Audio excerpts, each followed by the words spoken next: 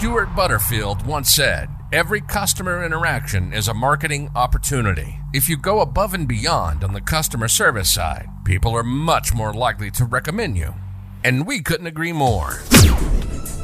Welcome to Growing a B2B SaaS. This show is not like any of the other startup podcasts. On this show, you'll get actionable and usable advice. You'll hear about all aspects of growing a business to a business software company. Customer success, sales, funding, bootstrapping, exits, scaling, everything you need to know about growing a startup with SaaS. And you'll get it from someone who's going through the same journey. Welcome to Growing a B2B SaaS. Now your host, Joran Hoffman. Welcome back to Grow Your B2B SaaS podcast, where we discuss all topics on how to grow your B2B SaaS, no matter in which stage you're in. You don't need salespeople to grow your product when you have focused on making the product easy to use, helpful, valuable, so that people can come back and telling others about it. By doing this, your business can grow and become more successful without needing to spend a lot of money on advertising or salespeople. This is what ChatGPT gave me as an easy explanation to product-led growth, as that is the topic we're going to talk about today. We're going to do this with Antti Suikkanen. Next to being an advisor, member of the SaaS Talk Founder membership group, he's also the CEO of a SaaS tool called Priority. His tool is measuring the current health of the company. They could be called the Fitbit for your company. They give the leaders the opportunity to lead and not to manage. Their saying is, bad leaders cost millions, good leaders only cost $199 per month. Welcome to the show, Antti.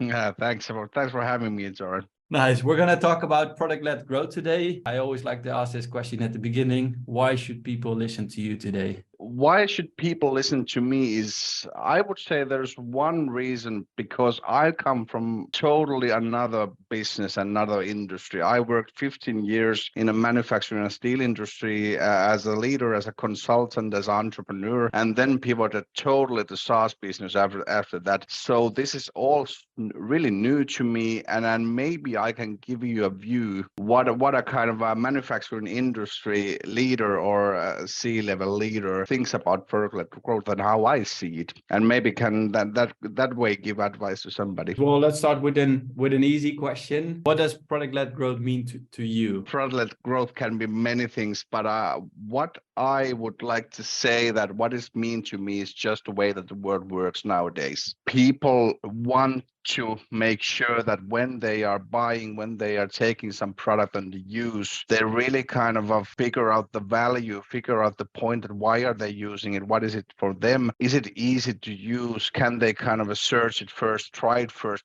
before buying. So these are all the things that I would say that modern play field is about right now. So old models of sales-led, okay, there's still room for that on the more complex products and those kind of things. But I would say that if I figure out myself, for example, I want to test the product first. I want to see if there's value for me before buying or making the decision for purchasing. So I think this is what the product-led growth stands for, and gives a great place. Yeah, and you kind of mentioned it already, right? It doesn't mean that you don't need salespeople. You already explained it in broad, right? But how would you say it really differentiates from the other growth strategies? Yeah. So what the difference is, for my perspective, it gives a lot of, I would say, strict rules also how you're building your product. Because if you, for example, if you're doing sales-led, you can kind of explain your features, explain the goods that you are giving, explain more of the details that what you painted the picture of the product. But with the product-led growth, you have to do it with your product. It has to be easy to use. It has to be, your message has to be really clear. The customer really has to find value quite fast. So this gives kind of a certain level of expectancy that the product has to be great. And I think this is one of the toughest challenges of the PLG that I have found. Yeah, and the product has to be great. And this is always a fun one because everybody starts with an MVP, right? So I guess when you think about that, when could a company start with product-led growth? Because your product is not going to be great from the beginning. Yeah.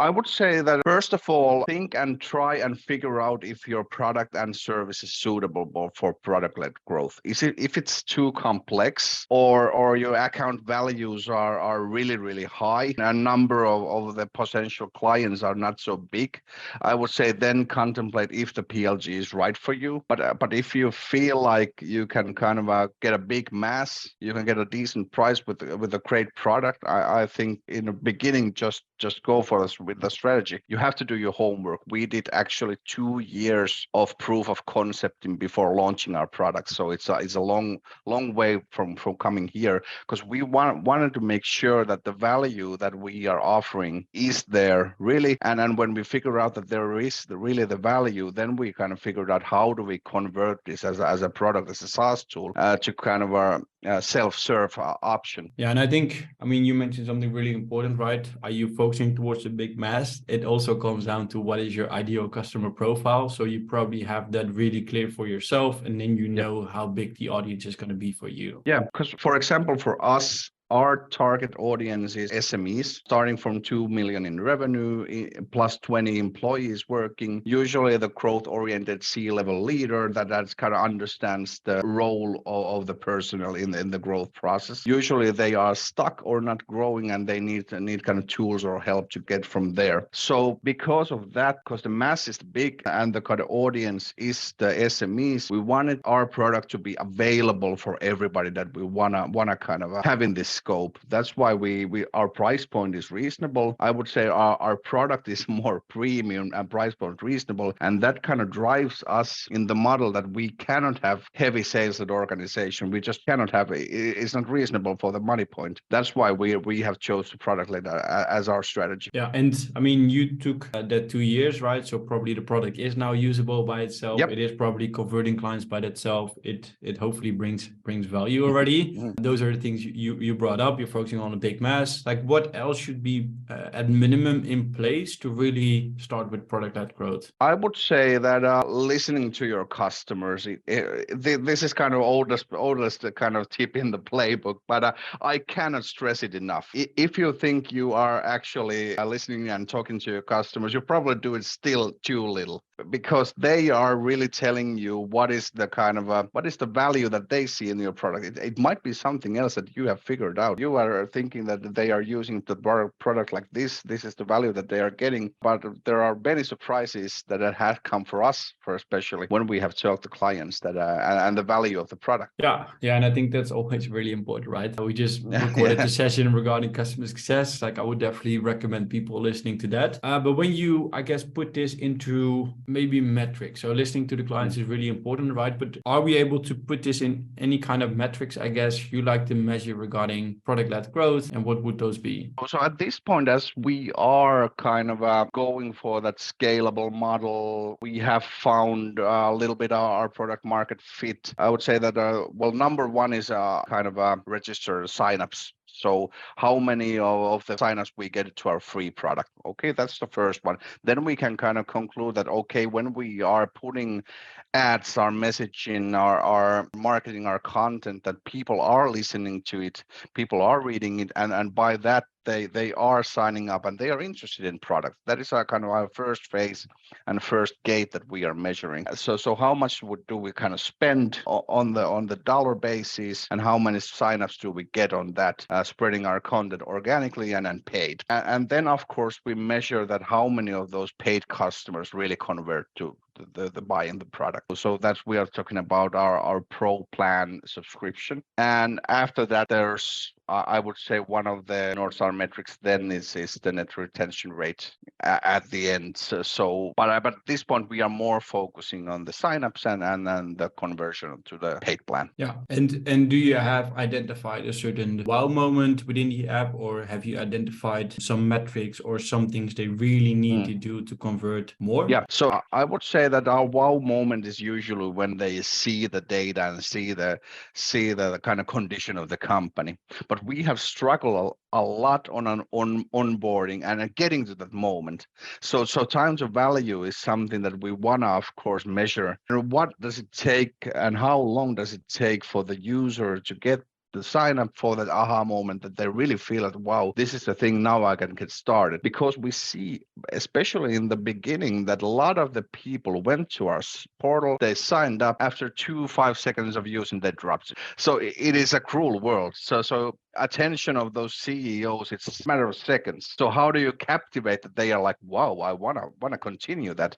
So your onboarding and your messaging has to be diamond. And well, we are not there yet, but we are getting closer and closer. Yeah, and I think a lot of struggles SaaS companies would have, and I think you already mentioned it, like the wow moment was for you when they see the metrics in the dashboard, but a lot of SaaS dashboards start with empty dashboards with zero metrics. Like, how do you deal with that? Yeah, so at the moment we are contemplating more of the video tutorial material, and also perhaps going with kind of demo surroundings. So people, before they even sign up, can see what kind of metrics and what kind of figures can they see from our portal. So then they have the kind of maybe opportunity and courage to go there and use that little bit longer moment to get to that aha moment. And I think when we zoom out, what you mentioned already, it starts with the number of signups, right? Money spent, then who convert into the product, and then of course who goes to paid. Who's responsible, I guess, in which phase of the funnel in your case? So I would say that well, of course we have head of PLG, Markus Lehto, in our company. That is kind of a main responsible, but I think as a company, we're all responsible of things. So there's always kind of a main responsible person doing these things and overseeing that. But as the process goes on, I think we have to distribute our resources and be responsible within the company within different stages. Yeah, and does that having that function, head of PLG, help? Like, is he the person who aligns everybody to make sure everybody's on the same track? Yeah. It helps, and of course Markus has a great experience from another SaaS company that they started from zero and actually went as a success story and worked there as a head of PLG, head of marketing, and now is in our team as one of the founding members also. Nice. Let's talk mistakes so we can help other companies to avoid them. What are the common mistakes you see companies make while trying to grow or implement PLG? I would say, well, the first I think of everybody or some of the guys, I think me especially, in the first thing that this is some secret sauce, that I just throw my product there and wow, there's signups and everything. That it doesn't work like that. It's hugely demanding strategy, as I said before, for the product point of view, from the messaging point of view. And even those that people like your product, your messaging is clear, your product is awesome, it doesn't mean that they're going to buy it. they have to have really value and really kind of feel that this is solving my problem. So not sticking too much on the kind of that this should be the product-led growth. As mentioned before in the beginning, you said that no sales, but I would say that from my point of view, it's not true. Implementing sales with product-led, it's that what we are doing, and also we are implementing sales channel strategy for the PLG, because we have to have those first customers, first paying customers, first kind of success stories in the market before we can get the word out, the word of mouth, advertising and giving content based on that. So I would say don't be too locked on the model that you just have to do it with your product and with the content marketing and paid ads. Go with the sales led, go with the channel led, also supporting your PLG if that is what it takes. Yeah, I think this is really good information, just because don't choose one channel, like you have to combine a couple of them, especially early stage. I mean, it's like ourselves, as in we're a marketplace for SaaS companies where they can grow an affiliate marketing channel. We can't do product-led growth until we sold manually ourselves first, before the product is big enough, before the PLG engine can really kick in. Yeah, like same for us, because our product is not the easiest to understand. Holistic leadership tool for SME leaders. It's a lot of information inside that phrase. So putting that in the kind of understandable form that you get value, and messaging that in 10 seconds to client, it is really hard. So that's why in the first we need sales led to support our PLG. When we talk to our customers for 15-20 minutes, okay, then they understand it. They understand the value, they're ready to purchase it, they are ready to try it. And then after that, we get the success stories. And okay, this is how the customer use it. This is how the use case works. This is the end result. Okay, advertise that. He's known in the market. They are a notable company. Okay, now they are using it. Maybe I should give it a try because they get or calling them and ask for opinion. So just get the motion wheel running. And to get that motion wheel running, you need some kind of strategy. You need processes, I guess, to implement PLG. Can you share a bit more on what would you recommend, where people start, or how would they set this up? Yep. So first of all, I think that what we did was kind of making, I would say, well, a community. Kind of a companies or early adapters that we really were kind of keen on the product, were piloting it and really taking their opinion on the product, like testing A and B. So if this is something, would you rather have this outcome or this outcome? Okay, I choose this outcome B. Okay, what if you do it this way? Would this help you? Would this be satisfactory? Would this be valuable? Yes, then we can implement it and try it as a framework. I think this kind of strategy and testing model was one of the crucial points, because I think as a tech person, we tend to have a lot of interest in making features. When we first put out our product on the market, we were like, oh, we're lacking so many features. Like there's so little features. Nobody's gonna be happy and they want more features. And after we tried the product, they said like, oh, please don't take any more features in your product. This is weird enough. I was like, wow, really? Okay. So kind of do the testing, make sure that your basic products, your basic idea works first, then do A/B testing, implement products. I would say upgrade or make it better 10% in a month.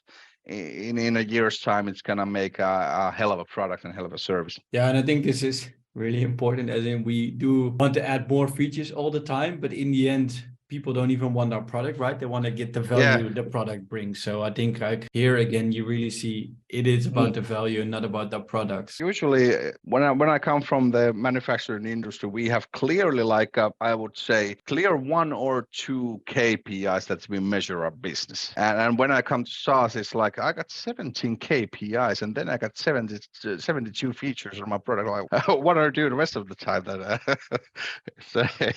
It's a different business.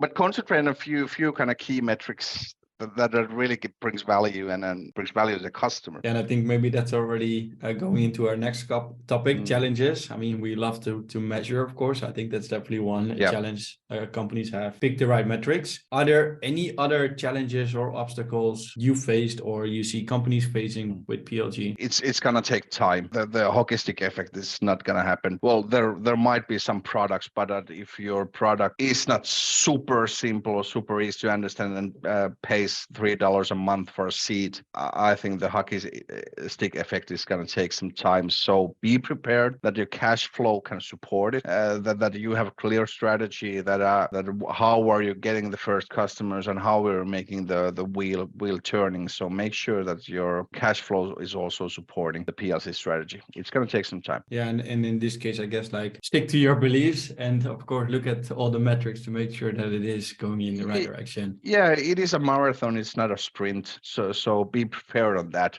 So if you want a quick results, then go for sales led or more heavily on the sales led and the SDR type of solution. But I would say that when it kicks in, your customer acquisition costs and your structure, your profitability is gonna be a lot easier structure in the future if you make it work. Yeah, I 100% agree. And it is challenging because I see it myself, right? We invest a lot of money into the product, first of all, to make sure people get value out of it. We invest a lot of money on creating content like these podcasts, but also blogs and also other things. So you're, of course, always waiting like when is it going to kick in? But in the end, it will take time. But we really stick to our beliefs because in the end, this is for me the best way to grow a company, of course. Yeah, and I would say that celebrate the small things. It was like first pilot user that from abroad that said that okay, I want to try your product as a pilot. I'm like, yes, all right, great. Then the first kind of sign up for the PLG was like, woohoo! Now we're almost legit. And then when it's the first paying customer that really wants to kind of pay for a product, it was like, okay, champagne's for everybody. It's a $200 a month. So yeah, but it's a start, and that always breaks a glass ceiling at some point. When somebody is willing to pay for a product, there are others, and you just have to locate it, kind of find out what is that person like, what was the value for him or her, and kind of go from there. I think this is already great advice. We already talked quite a bit indirectly about your company, right? But maybe do it really directly. Like, how are you implementing PLG at your own startup? So for the point of view how we are implementing it, we have started a kind of on a freemium model. So we have a free product that can be used for everybody. So kind of get to know our product, find your value before buying the product. Then we have the kind of the paid plans and the tiers when you find the value for that. So that is something that we are implementing PLG, and also for the flywheel purpose and point of view, we are concentrating a lot on the ads, kind of targeting our ICPs in the market, making sure that we are making use cases in different industries that they specifically know how to use our product in there, and we can communicate that, and also specific ads that they can kind of figure it out that okay, I have this problem in this industry in this company, so they have used it like that, so I can probably find value if I try with this product. So those are kind of a few things. And you mentioned freemium model. So how do you limit now your free plan? So we are giving free for the companies that are 10 people or less. So you can use it as a bigger company, but you cannot get the data and the information from your people within that limit. So you can test it with a smaller group, with a smaller company, with a smaller set of people, and then really see how it works. Then there's some huge features that we have locked outside of that, but usually it's limited by the person or the answers of our analysis. Yeah, and in your case, I think it's really a good point, right? Limited to 10 users so they can start using it. If you have 10 users use it, then paying $199 or more wouldn't be an issue, I guess, because they have already seen the value with a big team. Yeah, we have said, and somebody said it to us, that you have a premium product for a bulk price. So price is not an issue for us, and that is one of our kind of things that we want to see. Okay, we don't know. We have to test it if the price is low or high at some point. But at this point, we just want it to be available for SME leaders. That is not going to be the issue. That okay, this is 10,000 or 50,000 a month, and I'm 1 million company, so that's going to be too much. So being available, giving the value, then we can set up the price points later and figure out that point of view. Makes sense. We're going to come back to the advice part. We're going to zoom out a bit again. So when we talk about PLG, what kind of advice would you give SaaS founders in different stages, and to begin with somebody who's just starting out and trying to grow his product to 10K monthly recurring revenue? I would say that as we are going in that stage, kind of figuring out our way to 30,000 MRR this year, we are putting a lot of focus on testing and A/B testing and getting the client feedback. So that is kind of we are kind of pulling out the process that we can get viral loop of from that feedback, from the testing to actually product implementation and trying before launching. So we want to make the cycle so that we can improve all the time, little by little. So I think that is something that I think that have worked for us and is going to work for us in the long run. So we heavily involve our clients and kind of I would say community to the development all the time, getting the feedback. And after going for bigger, I would say that kind of scalability, take more of the customer success role as an maybe some more sales-led motion involved. So there are gonna be heavy users that really loved your product. There's really a heavy opportunity that you can cross-sell, can sell more of those accounts, can help them really succeed with your product, can really get on their opinion on what they would like to see in the future. They are the ones that are gonna advocate your product to other users on the word of mouth. So taking that viral loop also in account in the latter. Yeah, and I think what you said at the beginning, right? Getting a lot of customer feedback. I think maybe the misconception of PLG is that you can just, once you have the basics, you can just sit back, relax, and your product will grow. I think that's not going to be true, because as you already mentioned, like, you like to talk a lot to clients. So it will take you a lot of time. You will do a lot of testing. You will need to change things around. Maybe one question here still, like, how do you get that client feedback? Because you're kind of creating a product where you don't want people to talk to you, but then you do talk a lot to your clients. Like, how do you get their feedback? So there's two ways I'll do it. So now that somebody is signing in on showing the interest of our product,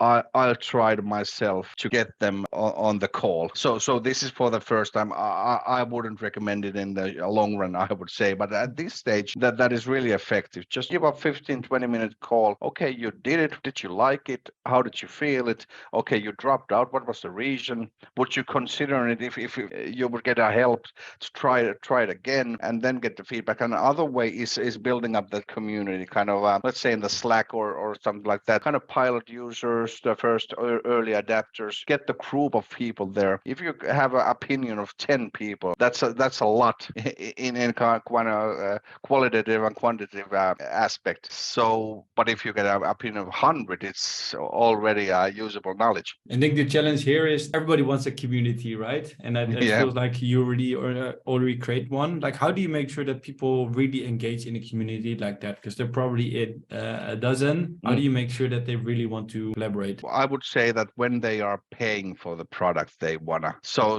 we are giving some kind of maybe a little discount of the product or kind of a good deal on the product. But the point is that they are paying for it, and when they are paying for it, they are more engaged. So if you're getting something for free, it's who doesn't like free stuff, as we know. But giving your opinion on that, if you haven't really tried or implemented in your organization, is not.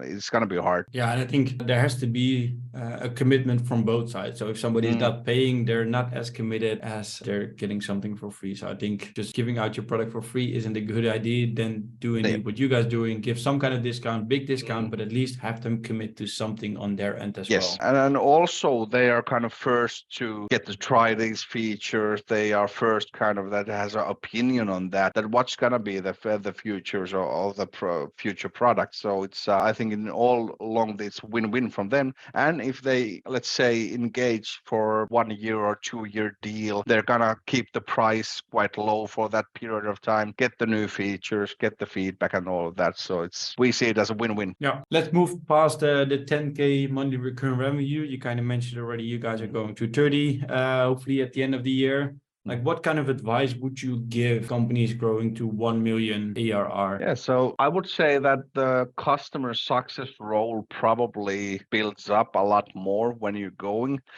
I would say that the kind of supporting your PLG more with that. So maybe that's the advice I would say that because I have no experience building a SaaS company on that. I have built a manufacturing company to almost 10 million, but that's a different animal there, but no PLC there. But if I would say at this point, maybe the customer success side, getting clear processes and scalable processes, because you are building a big company, you want those processes to be really scalable from here to the bigger picture and other countries and other go-to-market strategies. I agree. Like, customer success is going to be important. Like, we just did the recording with Mike Drive from Leadfeeder. I mean, I was head of CS before him at Leadfeeder, and like creating processes, making sure you understand, of course, why people are leaving you on a bigger scale. That's going to be really important. So you're not just filling up a leaking bucket. You need to make sure that you're going to take control, of course, of gross, net churn, and net retention rate, like however you're going to measure it. Yeah, and churn is going to be at some point really an issue to take care of. So how do you keep your clients? So for us, we are early stage. We don't see a lot of churn right now, but expecting going for a year or two ahead, it's going to be an issue that we need to fix, that they are keeping engaged and keep getting value, keep getting new features and more out of the product. Yeah, and creating expansion flows. I think we already talked about that also in the UI UX podcast, as in you need to have workflows which also gonna go towards expansion. Just to give an example for our product is really related to the value we're bringing, which is monthly recurring revenue generated for our clients. So that has to grow, and when it grows, their pricing grows with it, which means is we're able to expand on our current clients the more value we bring. So for us, it's value-based pricing, and that's always good. Exactly. It's almost a no-brainer to say no, I guess, because in the end, they generated so much more out of it. We're coming to the end. Any final thoughts you want to share with other B2B SaaS founders? Well, final thoughts is, I would say that a few thoughts that it has been quite exciting times for SaaS founders for last couple of years. First, we see high multiples on the VC sides, and then there was a big drop and layoffs and all of that. But what I would say, as I have been in one bankruptcy myself, that grit and determination of the founders of the SaaS company is something that I admire. I would say that I keep that in mind and keep that going. I think that is a hell of an energy to put there and making things happen, going against all these odds that we are facing, and everybody's kind of telling us. So I would say hats off to you in everywhere in the globe. And also one of the things that I would say is that keep your financial model, your strategy, your kind of funding rolling all the time. Especially in this climate, it takes a lot of time to secure that runway. Have always plan ready. Don't wait it for the last moments or the last months. Make sure that you are always planning ahead, 6 months, 12 months, what you're gonna do, how long your runway is gonna last, and then take action. Yeah, always be in control, because if you're gonna knock on somebody's door last minute, then the deal you're going to get is gonna be that's worse. And of course, there's now tools where you can do like revenue-based financing, things like that, but not sure about those interest rates. But indeed, like, let's make sure your runway is always in control. Yeah, and the PLG side it's exciting to see what happened. For example, Figma and Canva that are doing great things, and now that there's purchases from Adobe and Microsoft is coming in with the designer and those kind of things. So we have seen a great success for the PLG companies. But what is in the future, we don't know. How is the PLG developing? We don't know. I would say constantly evolve your strategy for the PLG. Don't get locked on the certain things that you have to do this only with your product. Bring in the sales led if needed, bring in the channel led if needed, or community led if needed. Exactly. Always keep experimenting and don't just pick one channel. Like, definitely combine them and then go with the one which works for you. Make sure you keep iterating. Final question: if people want to get in contact with you, Antti, like, what will be the best way? Well, I think LinkedIn is the best way. I would say that the email flooding these days is quite big. It might get some time me for answer, but just message me in LinkedIn. I usually are available there, or at trying to answer you at the same time. So that's a great way to keep in touch. Perfect. I'm gonna put the link to your LinkedIn profile in the blog, on the podcast, etc. Because I think spelling your name will be a challenge for some people out there. Spelling my name and spelling our company. Those are two things. So exactly. Well, for the record, like, how would you say both of them, just to make sure we have it correct in this podcast? So first name Antti and the company Prioridio. Nice. I think I said it a bit differently at the beginning, but thank you for worries. Me here. It's a tongue twister. Exactly. Thank you for being here today, Antti, and thank you for sharing your knowledge. And thank you for having me, and it was a pleasure to come here. Hopefully there was something that somebody's gonna catch on and can help somebody in this stage or latter stage. But great to be here, and thank you for the opportunity. Thank you. I already learned some things, so I bet others will as well. Hopefully, yeah. Cheers. You've been listening to Growing a B2B SaaS. Joran has been ahead of customer success before founding his own startup. He's experiencing the same journey you are. We hope you've gotten some actionable advice from the show. And we hope you had fun along the way. We know we did. Make sure to like, rate, and review the podcast in the meantime. To find out more and to hook up with us on our social media sites, go to www.getredditus.com. See you next time on Growing a B2B SaaS.